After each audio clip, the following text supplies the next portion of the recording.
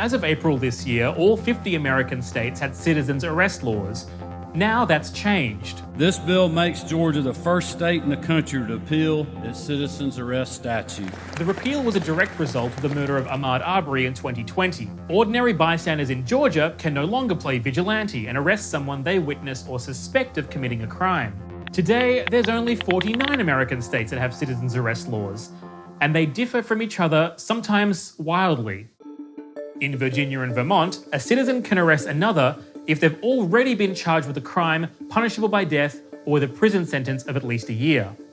While in South Carolina, a citizen can arrest and, if necessary, kill someone who's committing a felony, who's carrying stolen property, who's broken into a house, or is breaking into an outhouse with a view to plunder. Oh, and it also must be, for some reason, during the night. Daylight robbery or outhouse plundering is apparently fine. If some of that language seems antiquated, that's because South Carolina's citizens' arrest laws are 154 years old and were last amended in 1962. Southern states were the first to put these laws on the books in the US, and it's unsurprising why.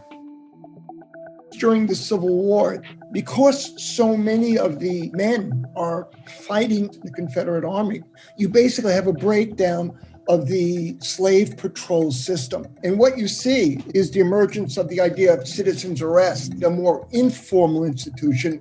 But remember, the only citizens in the South are whites. So effectively what they've created is a way for any white citizen to arrest any enslaved black.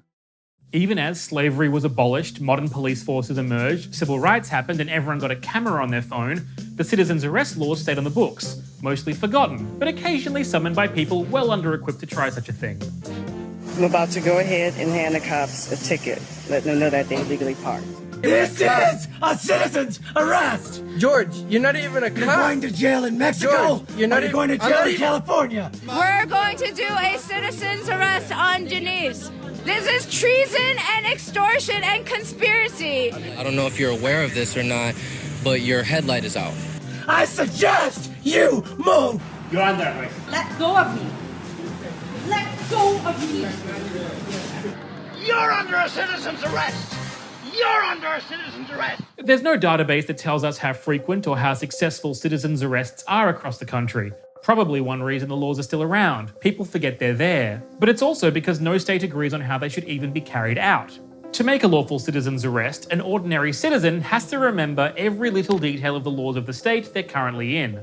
That means a wannabe arrester has to know what they can arrest someone for. Is it for a misdemeanor or a felony or something else? And what even is defined as a misdemeanor or a felony in that particular state? Then they have to know whether they're allowed to make an arrest only if they're a first-hand witness or if they have probable cause to suspect someone.